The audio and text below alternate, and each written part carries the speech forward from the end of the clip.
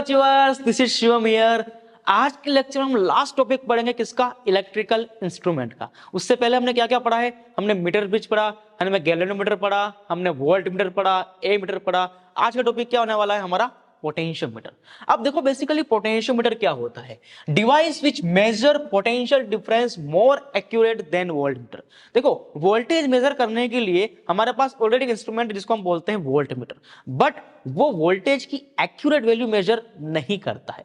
Accurate कौन करेगा हमारे लिए? पोटेंशियोमीटर। हाँ, क्योंकि हम उसका यूज इसलिए करते हैं क्योंकि उसकी साइज बहुत छोटी होती है, बहुत कॉम्पैक्ट होता है, इजी टू यूज होता है, इस कारण से हम इसको सर्किट में यूज करते हैं। बट पोटेंशियोमीटर थोड़ा डिवाइस बड़ा होता है, इसका एक 1 मीटर लंबे बोर्ड के ऊपर रखा जाता है और बहुत सारे वायरिंग्स इसमें होती है, लगभग 10 फेरे इसके होते हैं, तो ये बहुत लंबा हो जाता है। बट जहां हमें एक्यूरेट रीडिंग चाहिए होगी तो हम किसका यूज करेंगे? पोटेंशियोमीटर का। जैसे कि हमने बताया था कि अगर मुझे ईएमएफ मेजर करना है किसी भी सेल का, तो हम क्या करते हैं कि ओपन सर्किट में ऊपर वोल्ट मीटर लगा देते हैं, तो वहां पर जो रीडिंग होती है वोल्ट मीटर की वो बेसिकली ईएमएफ होती है, जो हमने लास्ट लेक्चर में सीखा हुआ अच्छे से, है ना। बट रियलिटी में क्या होता है कि जो हमारा आइडियल वोल्ट मीटर होता है, क्या बोला मैंने बोला हमारा जो आइडियल वोल्ट मीटर होता है उसका resistance RB tends to infinite होता है ना, आइडियल के केस में। तो उस कंडीशन में मेरा जो V होगा वो सेल का E के इक्वल होगा, लेकिन आइडियल बनाना हमारे लिए पॉसिबल नहीं हो पाता है। That's why we use what? Potentiometer for the accurate reading of the EMF of the cell. तो देखते हैं फर्स्ट टॉपिक क्या है हमारे पास, calculation of EMF using a potentiometer. ये पोटेंशियोमीटर का सेटअप गिवन है, जहां पर मेरे पास ये एक बहुत 10 मीटर लंबा वायर होता है, लगभग 10 मीटर। यहां मैंने एक बार में बना दिया है, हालांकि 10 मीटर एक बार बनाना आसान नहीं है, अदरवाइज हमारा जो पोटेंशियोमीटर है उसको ट्रैक्टर में लेके आना पड़ेगा। सो यहां पर बताने के लिए बना दिया है, अदरवाइज इसको ऐसे बनाते हैं 1 2 3 ऐसे वायर के फेरे होते हैं यहाँ पर, 1 2 3 4 इस तरीके से, ठीक है।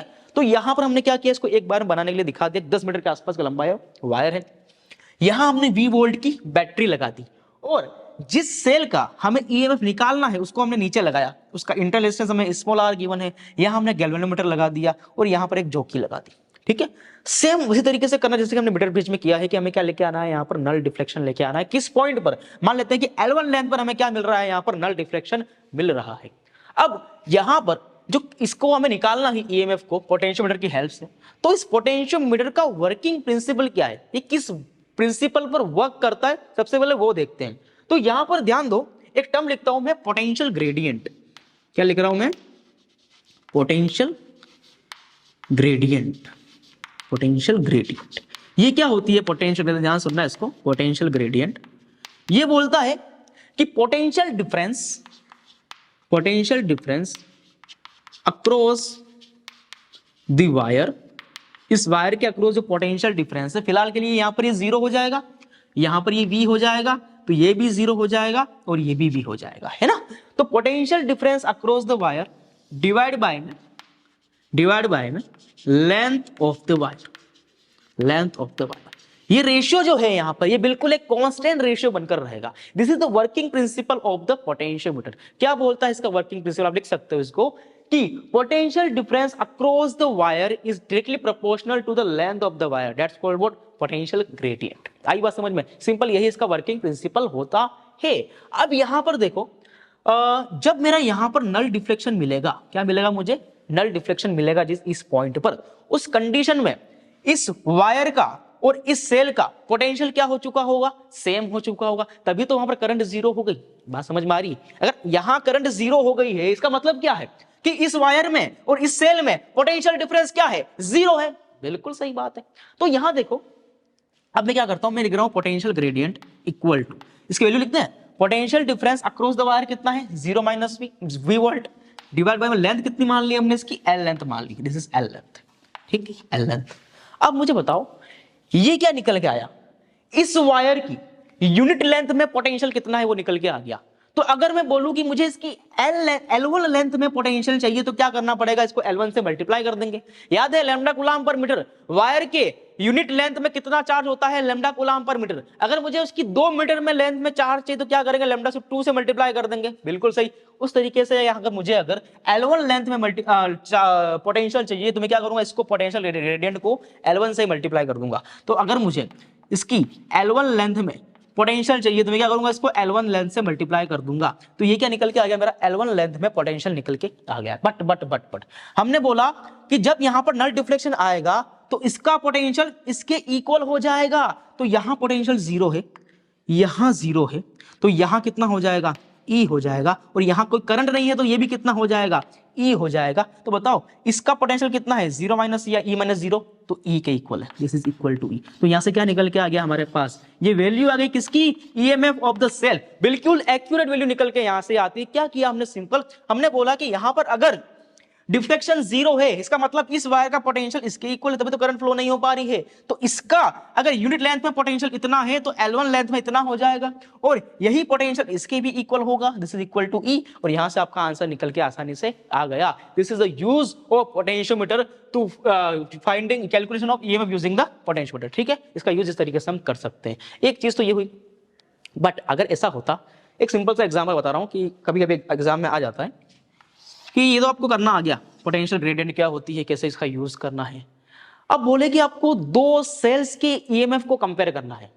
मान लो हमने यहाँ पर एक सेल लगाया, उसकी EMF थी हमारे पास E1 और लेंथ मिली मुझे L1, उसकी जो वैलेंस की लेंथ थी वो कितनी थी, L1 थी। तो पोटेंशियल ग्रेडियंट तो सेम रहेगी फर्स्ट सेल के लिए, for first cell V by L into length मिली मुझे L1, पोटेंशियल था E1, है ना। और फॉर सेकंड सेल, मतलब कि मैंने एक सेल को हटाया यहां से और दूसरा सेल लगा दिया, उसकी EMF मुझे गिवन थी E2, है ना, और लेंथ मिली मुझे L2, जैसे यहां L1 मिल गई तो वहां क्या मिल गई, L2 मिल गई, सिंपल। तो पोटेंशियल ग्रेडियंट तो सेम रहेगी बिल्कुल, तो V by L into L2 into E2। ये इक्वेशन नंबर 1 आ गई, ये इक्वेशन नंबर 2 आ गई। कुछ नहीं किया मैंने, बस सिंपल से दो सेल लिए, एक बार इसको लगाया E1 वाले को, दूसरे बार लगाया मैंने E2 वाले को, दो इक्वेशन लिख दी। अब 1 डिवाइड बाय 2 करो तो देखो क्या निकल के आता है, E1 bye E2 equal to L1 bye L2। इसको क्या बोलते हैं, comparison of EMF of two cell. Simple कर दिया, ये कंपैरिजन हो गया।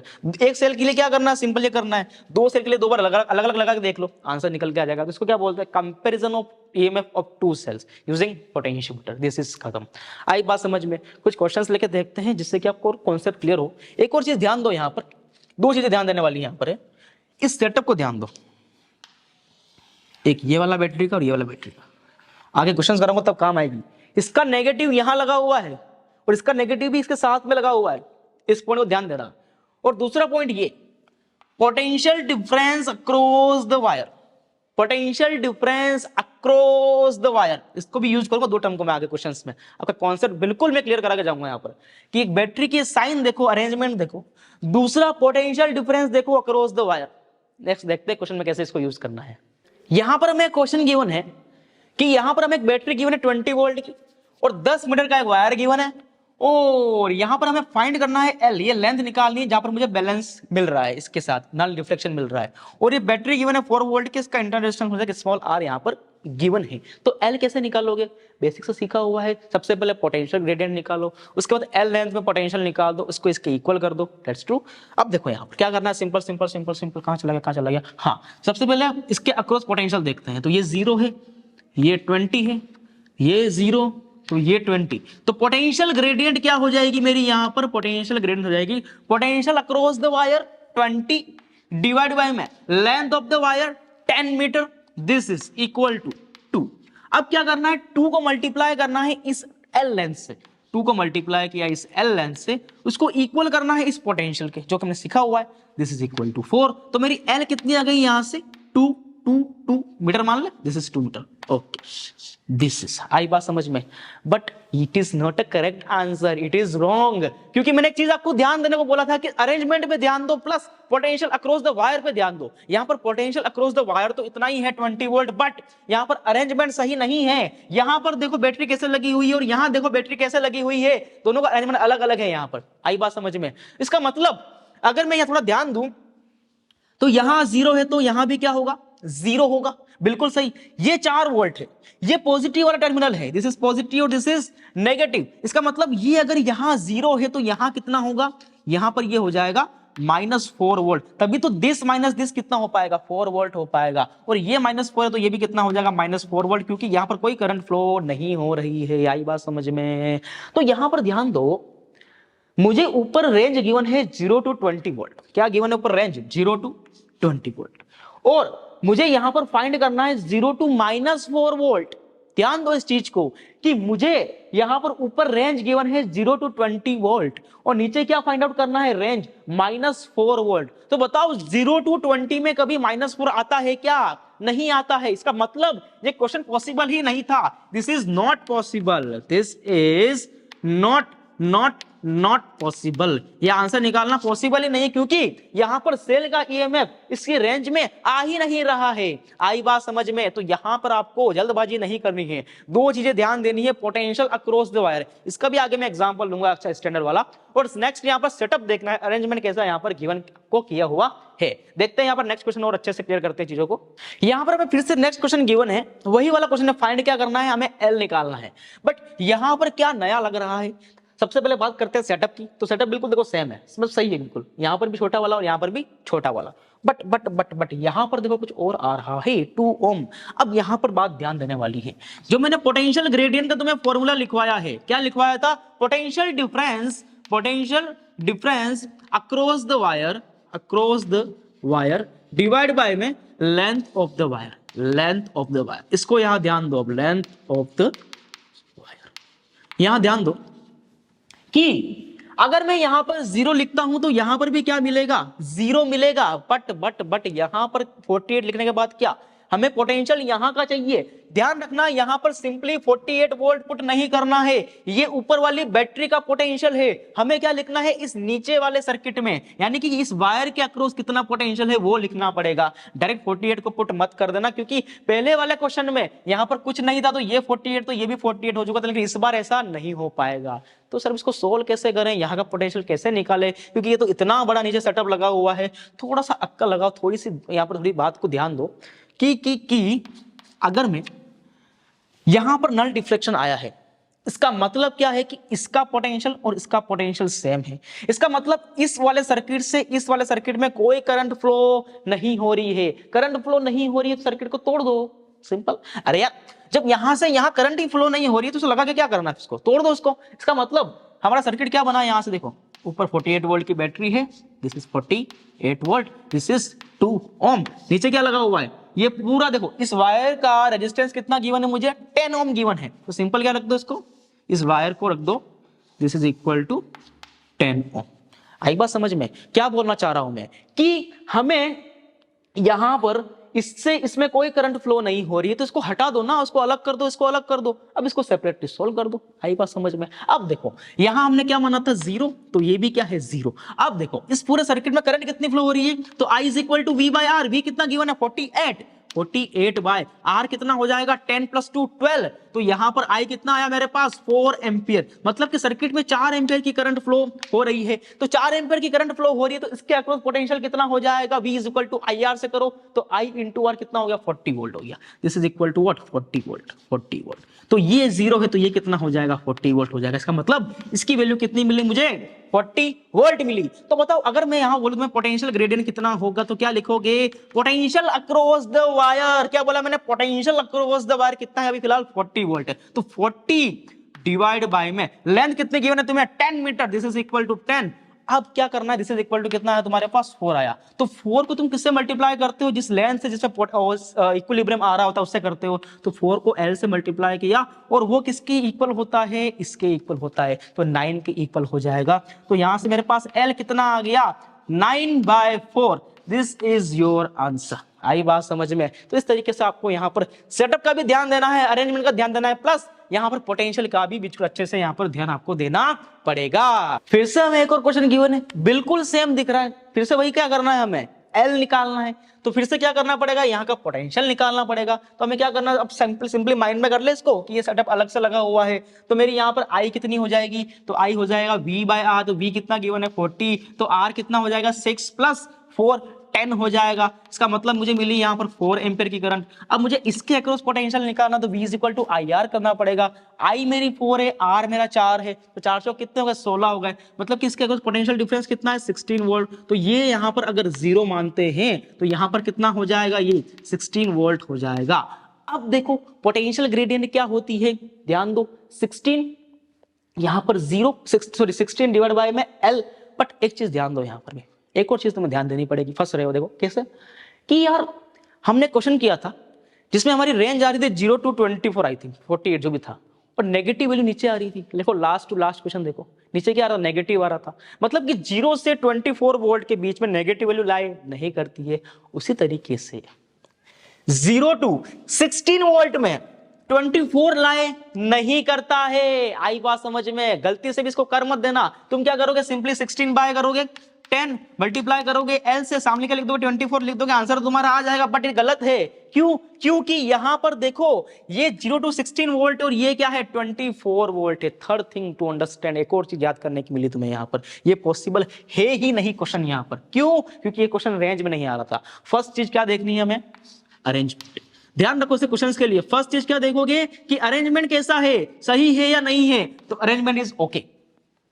सेकंड क्या देखना है कि ऑलवेज ध्यान रखना E1 is greater than E2, यानी कि जो यहां का पोटेंशियल है वो हमेशा इससे तो ज्यादा ही होना चाहिए। लेकिन देखो यहां पर E1 ग्रेटर देन E2 तो है, उसके बावजूद भी यहां पर क्वेश्चन सही नहीं है। इसका मतलब जो potential difference across the wire है वो भी ज्यादा होना चाहिए, किससे? E2 से। जो potential difference across the wire है वो भी क्या होना चाहिए, इससे E2 से ज्यादा होना चाहिए। तो इतनी सारी बातें जब ध्यान में रखोगे ना, तब जाके आपके क्वेश्चंस जो है पोटेंशियोमीटर के आसानी से बनना शुरू हो जाएंगे। This is answer not possible. आई बात समझ में?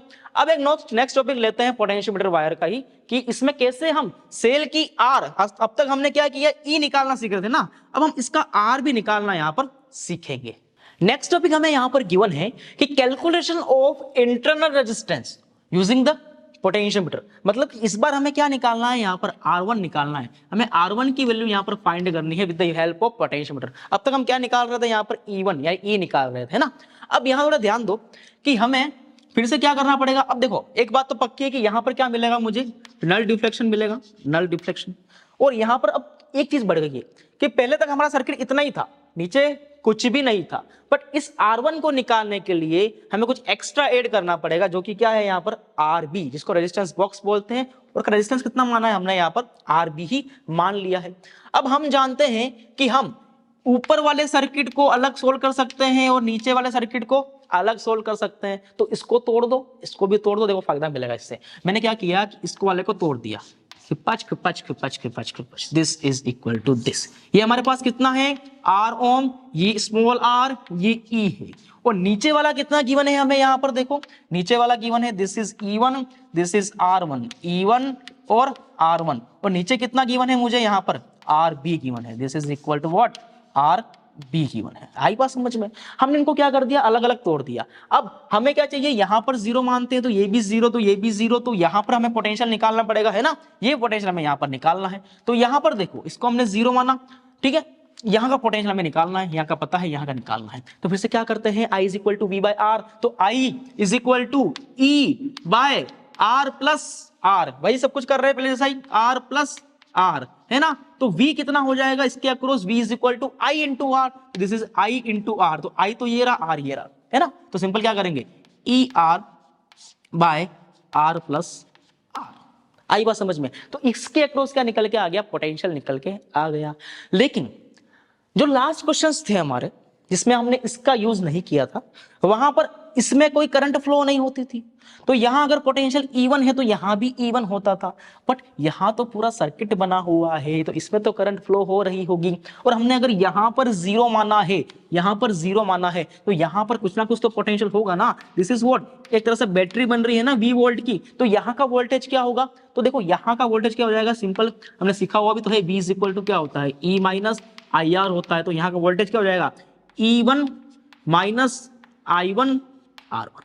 आई बात समझ में? This is the potential of this point. तो ये पूरे का पोटेंशियल इस पूरे के इक्वल होगा, इस पूरे का पोटेंशियल इस पूरे के इक्वल हो, इस पूरे के इक्वल होगा। बात समझ में आ रही है? पहले वाले में क्वेश्चंस में हमारे पास ये नहीं होता था, तो यहाँ कोई करंट नहीं होती थी, तो ये वाला पोटेंशियल E1 इसके इक्वल हो जाता था। बट यहाँ पर जो है सर्किट बन रहा है, इसका मतलब यहाँ पर करंट I1 फ्लो होगी, तो यहाँ पर जो पोटेंशियल ये वाला होगा वो इसके इक्वल होगा, ना कि पूरा E1 इसके इक्वल हो जाएगा। आई बात समझ में? तो हमें इसको इसके इक्वल करवाना है। आई बात समझ में? यहाँ पर सबसे पहले हमें क्या फाइंड करना पड़ेगा, यहाँ पर I1 निकालना पड़ेगा, इसकी वैल्यू निकालनी पड़ेगी। तो देखो I1 कितना हो जाएगा, सिंपल यहाँ पे देखो ohms लगाओ V बाय R, तो V कितना है E1 बाय R कितना है R1 प्लस RB, तो R1 सिंपली यहाँ पर R1 प्लस RB, तो यहां पर इसको क्या कर दो, पुट कर दो E1 की जगह पर, तो E1 माइनस I1 कितना मिला मुझे, E1 कंफ्यूज तो नहीं हो रहे हो ना, E1 bye R1 plus RB into क्या करना पड़ेगा R1, इसको सिंपल सोल्व करो, मैंने क्या करना पड़ेगा E1 कॉमन निकाल दें, तो यहां से मैंने क्या किया E1 कॉमन निकाल दिया, तो ऊपर क्या गया R1 plus RB minus R1 divide by में R1 प्लस RB, तो यहां से इस पॉइंट का पोटेंशियल क्या निकल के आया मेरे पास, इस पॉइंट का पोटेंशियल मान लेते हैं V1 निकल के आया, E1 ये R1 से R1 कट गया, तो RB डिवाइड बाय में R1 plus RB, R1 plus RB, ये पोटेंशियल निकल के आया इस वाले पॉइंट का। आई बात समझ में? अब हमें क्या करना है, पोटेंशियल ग्रेडियंट तो हमारे पास क्या निकल के आ जाएगी, दिस इज पोटेंशियल ग्रेडियंट, कि इसका पोटेंशियल अक्रॉस द वायर कितना है, potential across the wire E R by R plus R, यही तो है potential across the wire. Divide किससे करते हैं हम, इसकी लेंथ से, यानी कि L से डिवाइड करेंगे, डिवाइड बाय में L इंटू मल्टीप्लाई किससे करते हैं, इस वाली लेंथ से, दिस वाली L1 लेंथ, इसको L1 मान ले, this is equal to L1। तो सामने क्या करेंगे हम, सामने इस नीचे वाले का पोटेंशियल लिखेंगे जो किसके इक्वल है, दिस के इक्वल है, तो E1 RB bye R1 plus RB। अब देखो यहां पर सभी की सभी वैल्यूज तुम्हें क्या होगी, नॉन होगी, ओनली तुम्हें यहां पर निकालना होगा R1, और यहां पर तुम क्या निकाल लोगे, सबकी वैल्यू को पुट करने के बाद R1 निकाल लोगे। तो ये था पूरा मेथड किसके लिए, इंटरनल रेजिस्टेंस के लिए। आई होप कि आपको लेक्चर समझ में आया होगा, थोड़ा सा अच्छा लेक्चर है ना कि टफ है, थोड़ा सा लॉजिकल है कि थोड़ी लॉजिक चीजें देखनी पड़ेगी, सेटअप अच्छा है कि नहीं है, सेटअप अरेंजमेंट सही है कि नहीं है, E1 E2 से ज्यादा बड़ा है कि नहीं है, उसके बाद potential across the wire E2 से ज्यादा बड़ा है कि नहीं है, तो सबका आपको यहाँ पर थोड़ा मेजरमेंट करना पड़ेगा अच्छे से, तो आपके क्वेश्चन अच्छे से यहाँ पर हो पाएंगे। तो आई होप कि आपको लेक्चर समझ में आया होगा। नेक्स्ट लेक्चर में हम क्या करेंगे, इसके सारे क्वेश्चंस करके देखेंगे जो PYQs में ऑलरेडी आए हुए हैं। तो मिलते हैं फिर से नेक्स्ट लेक्चर में, तब तक के लिए पढ़ते रहिए। All the very best.